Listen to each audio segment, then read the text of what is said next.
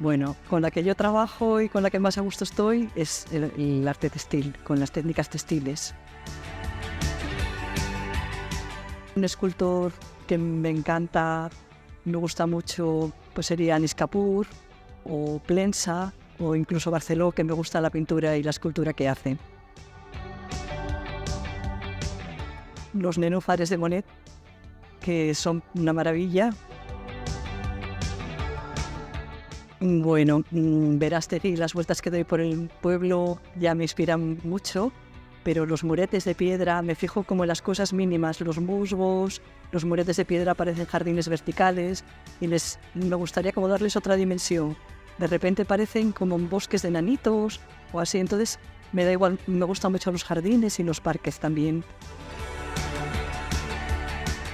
A media mañana y a media tarde es cuando más, para tejer y eso, es cuando más tengo creatividad, o sea, creatividad y ganas. Pero también la inspiración a veces viene en cualquier momento. Cantante y bailarín.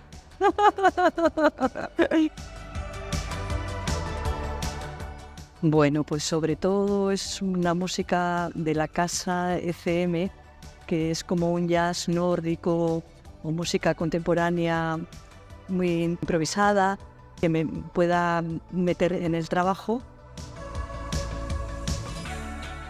Uf, mucha paciencia. Sí, que sea lo prioritario en su vida o darle la mayor importancia y que tenga pasión y ganas de trabajar sobre ello.